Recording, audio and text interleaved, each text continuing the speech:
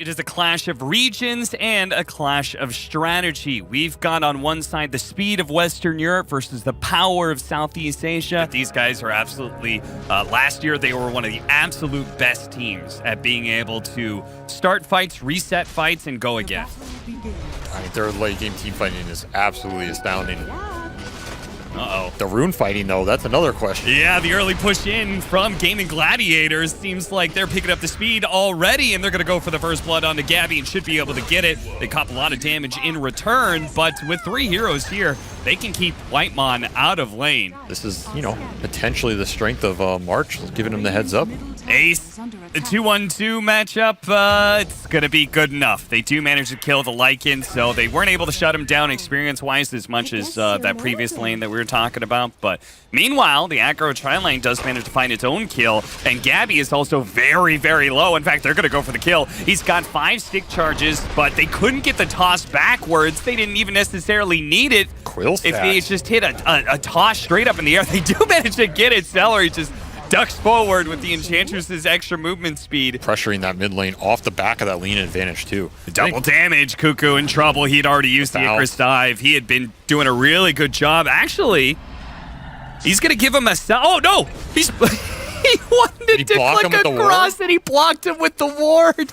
Oh, no. You saw Cuckoo. He was pinging that one. I'm glad he's laughing about it. Yeah. I mean, even him being able to get 1 to 3 as opposed to 0. Sure. Could be a big deal, right? Yeah, especially in the first couple of eggs, for sure. Storm's here, it's going to be able to stop the shackles, but it's too late for Celery, who gave away a dominating streak over to Carl. Boom. Uses the rest of his mana to ensure that he does get the haste rune, the refill of the bottle. For Zephyr, but Shadow Shaman's not always the guy who can go in and start stuff. Yeah, for sure. Carl, he's going to get jumped on the ace. He's going to pop his ultimate, but there are plenty of T1 heroes here. They're going to actually pop that Fiend's Grip from Tofu coming in from the other side. A perfect sandwich from GAIMIN Gladiators, but the rest of the fight may not be so good as they've managed to get the Hex Shackles onto the Stormseer, locking him down and getting an important kill. A 1-for-2 trade so far. Ace is going to have to use that rest of that wolf form to get on out of here. And try and match that tempo of GAIMIN Gladiators. If you can get it before they try and do something like force a Roche, I think you have a chance to fight it and deny the Storm his Aegis. Gabby, he's a little bit low already, but oh, Boom actually ignores that, goes for Zephyr instead. With the haste rune, he doesn't give a damn about that Hex, and they're actually going to leave their Bristle back behind. Zephyr's coming back in, they're going to pop the egg now. With the shackles going out, Gabby's still alive, the egg is going to die, but Gabby, oh no, he got pushed back in! Great use of that owlbear by Celery to kick back the original kill they were looking for. 3 big pickups for GAIMIN Gladiators. They picked themselves right back up after an awkward mid lane team fight and keep up that aggression. Like, maybe if it was just the Aegis, they might have committed to that Lina kill and be like, oh no, we can kill him twice. But Aegis and BKB, I mean, that just looks like something you don't want to commit to. Carl is going to survive through the tiny combo, but the Storm Spirit is going to be there and actually will finish off the Aegis and maybe get Whitemon as well. Yeah, with that BKB, it's going to be pretty damn easy. Carl's Aegis gets burned. Rest of GAIMIN Gladiators aren't in a position to go for more because some of them are currently trying to push out top. Ace, he's going to pop his ultimate here out of perhaps a little bit of fear of getting caught and maybe seeing an opportunity to go for more. They're going to be able to catch it with the Fiend's Grip, the Phoenix on the side, while Ace is making sure the rest of them are tucked underneath their tier 2 tower, afraid for their lives. They know they're stuck under this tier 2. 2 heroes dead and the biggest team fighter. And the tier 2 about to fall as well, so there won't be any TP rotations. One last one coming in. Duracchio's going to be the first one to jump in with his Blink Dagger. They spotted Zephyr, and Boom will collect. Dominating streak for him now. Okay. Don't hate it till you tried Zephyr, though. Interesting. Blink initiation onto the Stormseer. That's a perfect one, but can they do the damage fast enough? The shackle, it's going to run out eventually. The BKB goes off. Boom's able to jump away. Boom's able to jump back in. Couldn't get the regen rune. That would have been a big pickup. Zephyr having some problems with some wolves here is going to be kept alive by his geek fam bro of Whitemon. Decreps Zephyr there and keeps him alive for the full duration of that shackle, which almost lets them get the Storm.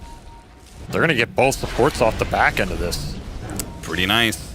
This is what I'm saying, man. This T1 team, they know how to make their lineups work. They know the weaknesses, how to itemize. Oh, they're going to try and go for the Bristleback. Bristleback didn't manage to turn around for a second, but the pullback was so long, Duracchio got around him and beat him in the face. That was nasty. Well, not bare knuckles. He's using a weapon. That guy picked up a giant log. Cuckoo. Okay, Shackles. Oh, see if he can get the dive away. He does. Zephyr, though, not so lucky. So if you at least have Decrepify behind him and some life drain heals, then I bet Gabby would be more fine. They're going to pop it. Ace, they're going to try and initiate. Boom, he sees the opportunity to catch the backline, and a beautiful avalanche coming in from Duraccio. No Phoenix at all, and they're going to keep Gabby slowed down here. Well, the Fiend's Grip also catches Zephyr, so they're going to say, okay, screw it. We can leave the Bristleback behind for now. Let's make sure we get the Shadow Shaman. Duraccio actually wants to keep going for it. Avalanche, maybe a toss back. Oh, the tree by itself and the toss isn't going to be quite enough, but they're going to turn around and start laying into the tier 3. This is the speed we were talking about. Gaming Gladiators, they like being able to end games before 30 minutes. BKB going off from Carl, tried to just push them out of the base, delivers a hefty amount of damage to Celery, now kicking Duraccio back as well. Boom's going to reinitiate, and they're actually going to be able to bring down the Phoenix again. No egg for a second time. Boom, though, he's out of mana. Oh, no. Traded out for a Phoenix. That cannot feel good. Both cores of Gaming Gladiators. Oh, no. And now T1 are going to try and take advantage of it. Boom, buyback to contest this. What a disaster. They're going to poke at Whitemon here to Decrepify. They quickly dispel that one, but he turns around and just starts healing through. Boom's going to commit and manages to kill Whitemon again. He's going to be hunting that Pugna all game long alongside the Shadow Shaman, and he gets both. A double for Boom, and he can try and react to it. They're going to be able to catch the Tiny. Immediately responds from Zephyr, drops the wards as well. Boom, instant response to the support showing themselves. The Decrepify is actually keeping him along alongside the life drain, but the Fiend's Grip on the Bristleback. He needs help. Somebody help him. Oh, no. He just gets beaten down by the Tiny once again, while Ace is trying to isolate out Carl. No way again, the shard for nothing. And Carl limping back to his base with the Aegis. Immediate smoke up from T1. They're not even waiting for the Bristleback to be up. They're trying to catch Gaming Gladiators here by surprise with this time. Cuckoo wants to use an egg. He wants it real bad. He's going to use it here. And they're going to be able to catch up to some of these heroes. Shiva's going off on the side. The TP in from the Bristleback. But again, Boom being able to find the 2 supports instantly demolishes them again and again and again. He keeps on fighting, and the egg may have gone off, but Duraccio had more than enough attack speed alongside Ace. Gabby, he doesn't have a way out of this one. He's stuck inside the trees, surrounded by so many heroes. Gaming Gladiators are going to be able to catch up to him. LSA, nice dodge back there. A step backwards from Gaming Gladiators. Zephyr also had to put himself in harm's way to make sure that their carry, quote-unquote, got out. Those supports show himself. He full zips in with his BKB, and he kills both of them. And Zephyr almost dying there. Decrepify's going to bail him out for a second here, but he tossed. It's going to land on his head. Beautiful ward trap that is going to be able to catch Celery. Duraccio is able to fight his way out, but he slowed down the Shivas, and he's not going to get out with a Silver Edge either. In fact, they're going to look for more, and they do find it. Tofu dies as well. A triple pickup for T1. I don't know if T1's ready for this wolf. He starts making his way over. It's a big, bad rock wolf coming in, and Bristleback is already about to be dying here. Zephyr tries to jump in. Boom's already popped his BKB. A beautiful axe jump that is going to be able to once again destroy the back line. Carl throws what damage he can at Tofu, but that is looking like it's it right here. It's a Lycan plus Tiny lineup. You've got 4 dead with no buyback. That's it. T1 calls it GG. All right, let's get into game 2 here of T1 versus Gaming Gladiators. Build some space for Whitemon as well. Top lane going for the kill. Cuckoo, he's going to get hit by this Inkswell, and I think he's going to have a hard time surviving through it, but Tofu is also potentially going to die here. He gets out the last hit before Tofu goes down, so they do get the first blood for Duraccio. Well, something to be said about it is I do feel like when all these supports go mid, Gaming Gladiators felt better about it because they have some of these lanes where they're happy to build that pressure up like we're seeing here. Yep.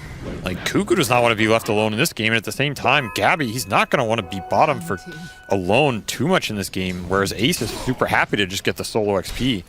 Build up his boar army here. Now, Whitemon, those are 2 level 3 boars. Yeah, the arrow is going to be blocked out by the boar, and Boom's going to join in here to be able to get the kill on a Whitemon. He has a roar now. He does have a roar. They can actually turn this, but Carl's actually going to show up. A split earth and magic damage. It's not enough. Boom gets away just in time. Perhaps a little bit of help there from Ace with the roar stopping. I mean, he's doubling up Cuckoo off this lane. He's only gotten 2 kills. I'm confused. Like this, I mean, one of them was first blood. Gabby goes for the toss back here, but the creeps are going to chase after him. It's a Cedar Mind Stealer. We obs to see him. Zip in with the Inkswell. They're going to be able to chain stun up this Tiny, perhaps. He gets off the avalanche, but ultimately the damage was still laid out there with now Remnant. Cuckoo's here. Cuckoo is here, and he's going to need as many kills as possible with this ultimate. They're going to start off with Ace.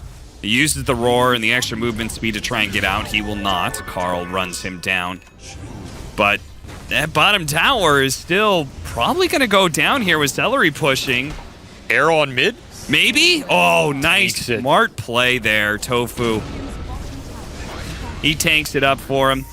President's bodyguard shows up just in time. Just various neutrals from the Enchantress will finish it up by itself. Oh! Centaur stomp from the what neutral. a Centaur stomp! This guy's playing for one of these teams. God damn. That's the MVP play right there. That's I'm gonna give you a replay. Whitemon. Goodbye. Gaming Gladiators on the hunt here. Boom. Gonna be able to find the Mirana with that Inkswell combination. That is just such a pretty chain stun. And T1, Cuckoo's gonna be in some trouble when he comes down. They actually found Carl, though. Carl, who you said was going to be the biggest factor in shutting down this Chaos Knight, a big kill in addition to the 3 that they already had on the side of Gaming Gladiators. They are absolutely steamrolling T1. Quickly cleared out the engine. Instead of like blocking it, they just killed it. And now they're going to take Roshan for themselves. So a 15.5-minute Roshan. That's an Aegis for Boom. Well, T1, they are one of the best teams at this major at being able to stall out a game, but simultaneously, Gaming Gladiators have shown themselves at being one of the best to lock it down. Boom. Long range jump. Got to be able to spot Carl and Duraccio right alongside him. Really good Nightmare dodge, but it's not going to be enough to be able to save Carl. And with Carl dead, boom, he may actually still die here, but remember, he has the Aegis double Primal Roar. Good setup there from the Grimstroke with Ace, following it up in an Inkswell on top that's going to be able to catch Gabby one by one. T1 will be falling here, and that's going to be a team wipe. Didn't even drop the Aegis. Know your place, says Tofu. Apparently, their place is back at the fountain. So they've still got another 2.5 minutes to utilize that tool. Carl here farming Ancients, but not for long. Duraccio, they've already moved over. Fortunately for Carl, not so fortunate for Whitemon. He stumbles into the smoke rotation instead. Look at Celery right now. I mean, yeah, he's an Enchantress, but maybe he should have a bit more fear. Yeah, they try and burst through the creeps, and they actually did manage to kill the creeps to allow the arrow to land. That gets the kill on Celery. Boom, maybe losing his Aegis here, but first Carl's going to go down. And now with the roar on Gabby, the follow-up Inkswell stun, Chaos Knight bolts. There's tons of stuns coming out from Gaming Gladiators. Reality Rift with the bind coming in from the Grimstroke. Going to be able to catch more of these heroes, but the Moonlight Shadow allows them to slip away into the night. Round 2 here. No lack of damage for this side, I'll tell you that much. And look at them, they are just non-stop hunting down heroes. Cuckoo shows, immediately boom, and the rest of the team is on their way. Cuckoo's dead. Zephyr forced to use all his leap charges, and the Chaos Bolt was still going out, so Duraccio is going to catch him as well. Nobody on T1 is allowed out on the map, it seems. T1's comeback potential. I mean, they're stepping out. The moment they do, there's Boom. Catches them, Primal Roar, no chance to pop the ultimate for Cuckoo. Once again, he's got a long cooldown ult that he's just never really being allowed to use. And Duraccio on the other side of things, he's got a 5-shot Carl. Didn't even need the Phantasm. Just did it the old school way. That's not going to feel great. Okay, okay, big kill. Oh, but Duraccio's in. Nightmare self-save, but the Inkswell stun still lands on it too. They are still dead. Yeah, you got me, says Boom. Tips Whitemon, GG.